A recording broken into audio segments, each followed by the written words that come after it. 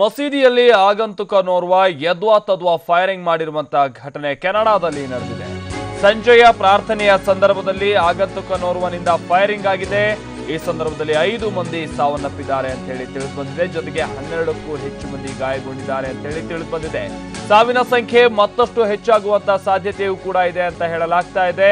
ಕೆನಡಾದ ಕ್ಯೂಬೆಕ್ ಸಿಟಿಯಲ್ಲಿ ನಡೆದಿರುವಂತಹ ಘಟನೆ ಇದು. ಈ ಘಟನೆಗೆ ಸಂಬಂಧಪಟ್ಟಂತೆ 2 ಶಂಕಿತರನ್ನ ಪೊಲೀಸರು ತಮ್ಮ ವಶಕ್ಕೆ ಪಡೆದಿದ್ದಾರೆ ಅಂತಲೂ ಕೂಡ ತಿಳಿದು ಬಂದಿದೆ.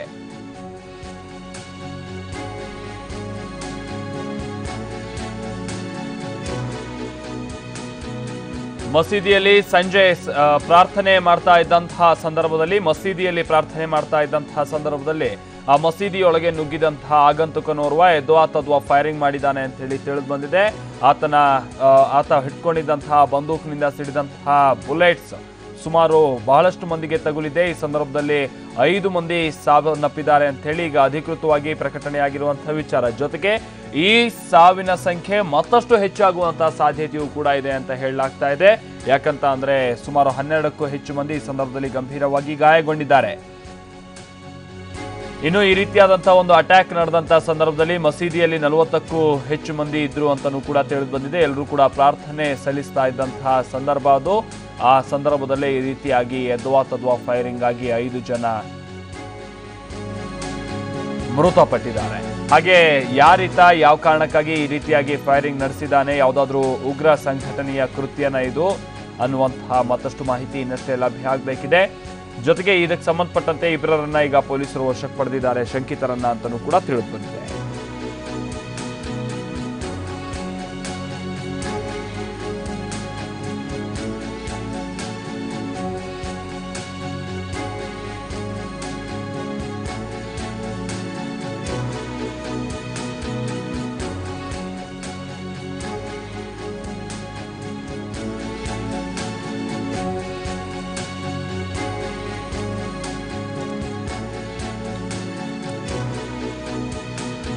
ಕೆನಡಾದ ಕ್ಯೂಬೆಕ್ ಸಿಟಿಯಲ್ಲಿ ಮಸೀದಿಯಲ್ಲಿ ಸಂಭವಿಸಿರುವಂತಹ ದುರ್ಘಟನೆ ಇದು.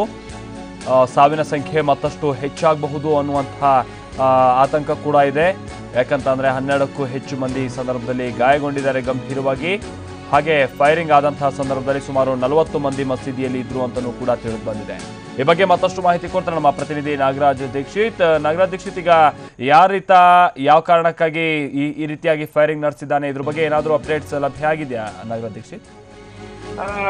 ಇಲ್ಲ ಮಹಾಂತೇಶ್, ಇದುವರೆಗೆ ಆಗಿರ್ತಕ್ಕಂಥ ಘಟನೆಯನ್ನ ಗಮನಿಸಿದ್ರೆ ನಿನ್ನೆ ರಾತ್ರಿ ಸ್ಥಳೀಯ ಕಾಲಮಾನ 8 ಗಂಟೆ ಅಂತಂದ್ರೆ ಕೆನಡಾದ ಕ್ಯೂಬೆಕ್ ನನ್ನ ಕಾಲಮಾನ 8 ಗಂಟೆ ಅಂದ್ರೆ ನಮ್ಮ ಭಾರತೀಯ ಕಾಲಮಾನ ಬೆಳಗಿನ ಜಾವ 1:30 ಗಂಟೆಯ ಸಂದರ್ಭದಲ್ಲಿ ಅಲ್ಲಿ ಸಂಜೆಯ ಒಂದು ಪ್ರೇಯರ್ ಗಳನ್ನ ನಡೆಸ್ತಾ ಇದ್ದಂತ ಸಂದರ್ಭದಲ್ಲಿ ಆ ಒಂದು ಮಾಸ್ಕ್ ನಲ್ಲಿ ಒಂದು ಘಟನೆ ನಡೆದಿದೆ.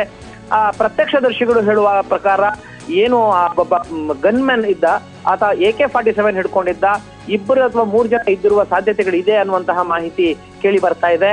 ಆ ಒಂದು ಮಾಸ್ಕ್ ನಲ್ಲಿ ಸುಮಾರು 40 ಜನ ನಮಾಜ್ ಮಾಡ್ತಾ ಇದ್ದಂತ ಸಂದರ್ಭದಲ್ಲಿ, ಪ್ರಾರ್ಥನೆ ಮಾಡ್ತಾ ಇದ್ದಂತ ಸಂದರ್ಭದಲ್ಲಿ ಈ ಒಂದು ಗನ್ಮ್ಯಾನ್ ಅಂದಾದುಂದಿಯಾಗಿ ಗುಂಡನ್ನ ಹಾರಿಸಿದ್ದಾನೆ ಅನ್ನೋದನ್ನ ಪ್ರತ್ಯಕ್ಷದರ್ಶಿಗಳು ಹೇಳ್ತಾ ಇದ್ದಾರೆ. ಈ ಒಂದು ಸಂದರ್ಭದಲ್ಲಿ 5 ಜನ ತೀರ್ಕೊಂಡಿದ್ದಾರೆ, ಸುಮಾರು 12ಕ್ಕೂ ಹೆಚ್ಚು ಜನ ಗಾಯಗೊಂಡಿದ್ದಾರೆ ಅನ್ನುವಂತಹ ಮಾಹಿತಿ ಬಂದಿದೆ. ಆದ್ರೆ ಸತ್ತವರ ಸಂಖ್ಯೆ ಇನ್ನಷ್ಟು ಹೆಚ್ಚಾಗಿರುವ ಸಾಧ್ಯತೆಗಳು ಕೂಡ ಅಲ್ಲಗಲೀಲಿಕ್ಕೆ ಆಗೋದಿಲ್ಲ ಅಂತನ್ನುವಂತಹ ಮಾತನ್ನ ಸ್ಥಳೀಯ ಅಧಿಕಾರಿಗಳು ತಿಳಿಸ್ತಾರೆ. ಈಗಾಗಲೇ 2 ಶಂಕಿತರನ್ನ ಈಗಾಗಲೇ ಕಸ್ಟಡಿಗೆ ತೆಗೆದುಕೊಂಡಿದ್ದಾರೆ ಪೊಲೀಸರು. ಮತ್ತೆ ಆ ಮಸೀದಿಯ ಸುತ್ತಮುತ್ತ ಇಮಿಡಿಯೇಟ್ ಆಗಿ ಘಟನೆ ನಡೆದ ಕೆಲವೇ ಕ್ಷಣಗಳಲ್ಲಿ ವಾಹನಗಳು ಅಲ್ಲಿಗೆ ಸುತ್ತುವರೆದವು. ಪೊಲೀಸರು ಇಡೀ ಪ್ರದೇಶವನ್ನ ವಶಕ್ಕೆ ಪಡ್ಕೊಂಡ್ರು. ಆನಂತರ 2 ಶಂಕಿತರನ್ನ ಕೂಡ ಅವರು ವಶಕ್ಕೆ ಪಡ್ಕೊಂಡು ವಿಚಾರಣೆ ನಡೆಸ್ತಾ ಇದ್ದಾರೆ ಅನ್ನುವ ಮಾಹಿತಿ ಬಂದಿದೆ. ಇಲ್ಲಿ ಇನ್ನೊಂದು ವಿಷಯವನ್ನ ಗಮನಿಸಬೇಕಾಗತ್ತೆ ಮಹಾಂತೇಶ್, ಇಲ್ಲಿ ಈ ಒಂದು ಪ್ರಕರಣ, ಈ ತರದ ಪ್ರಕರಣ ಇಲ್ಲೇನು ಹೊಸತೇನು ಅಲ್ಲ. ಈ ಕ್ವಿಬೆಕ್ ನಲ್ಲಿ 2015 ಜೂನ್ ನಲ್ಲಿ ಕೂಡ ಒಮ್ಮೆ ಒಂದು ಪ್ರಾರ್ಥನಾ ಮಂದಿರದ ಮುಂದೆ ಒಂದು ಹಂದಿಯ ತಲೆಯನ್ನ ಹಾಕುವ ಮೂಲಕ ಆ ಒಂದು ಪ್ರದೇಶದಲ್ಲಿ ಜನರನ್ನ ಉದ್ರಿಕ್ತಗೊಳಿಸುವಂತಹ ಒಂದು ಪ್ರಯತ್ನ ಮಾಡಲಾಗಿತ್ತು. ಮತ್ತೆ ಇನ್ನೂ ಒಂದು ವಿಷಯವನ್ನ ಗಮನಿಸಬೇಕು. ಈ ಒಂದು ಪ್ರಕರಣದ ಹಿನ್ನೆಲೆಯನ್ನ ಗಮನಿಸುವುದಾದ್ರೆ, ಈ ಒಂದು ಪ್ರಕರಣ ಏನು ಒಬ್ಬ ಗನ್ಮ್ಯಾನ್ ಬಂದು ಶೂಟ್ ಮಾಡ್ತಕ್ಕಂಥ ಒಂದು ಪ್ರಕರಣ ಏನು ನಡೆದಿದೆ, ಇದಕ್ಕೆ ಹಿನ್ನೆಲೆ ಏನು ಅಂತ ಹುಡುಕೋದಾದ್ರೆ, ಇದು ನಡೆದಿರೋದು ಕೇವಲ ಕೆಲವೇ ದಿನಗಳ ನಂತರ, ಕೆಲವೇ ದಿನಗಳ ಹಿಂದೆ ಕೆನಡಾದ ಪ್ರೈಮ್ ಮಿನಿಸ್ಟರ್ ಟ್ರೆಡಿಯು ಅವರು ಒಂದು ಸ್ಟೇಟ್ಮೆಂಟ್ ಅನ್ನ ಕೊಡ್ತಾರೆ. ಯಾವಾಗ ಅಮೆರಿಕ ಮುಸ್ಲಿಂ ಇಮಿಗ್ರೆಂಟ್ಸ್ ನ ಅಮೆರಿಕದ ಒಳಗಡೆ ಬರ್ಲಿಕ್ಕೆ ಬಿಡೋದಿಲ್ಲ, ಹಲವಾರು ನಿಬಂಧನೆಗಳನ್ನ ಹೇರ್ತು. ಅದರ ಹಿನ್ನೆಲೆಯಲ್ಲಿ ಈ ಕೆನಡಾದ ಪ್ರೈಮ್ ಮಿನಿಸ್ಟರ್ ಟ್ರೆಡೆಯು ಮುಸ್ಲಿಂ ಇಮಿಗ್ರೆಂಟ್ಸ್ ನ ನಮ್ಮ ದೇಶಕ್ಕೆ ನಾವು ಸ್ವಾಗತಿಸುತ್ತೇವೆ ಅಂತ ಹೇಳಿದಂತಹ ಒಂದು ಘೋಷಣೆ ಅಥವಾ ಒಂದು ಹೇಳಿಕೆ ಏನಿತ್ತು, ಆ ಹೇಳಿಕೆಯ ಬೆನ್ನಲ್ಲೇ ಈ ಒಂದು ಘಟನೆ ನಡೆದಿರೋದು ಹಲವಾರು ಅನುಮಾನಗಳಿಗೆ ಕಾರಣ ಆಗಿದೆ ಅಂತ ಹೇಳಬಹುದು Mahantesh. Okay thank you Nagaraj Dixit.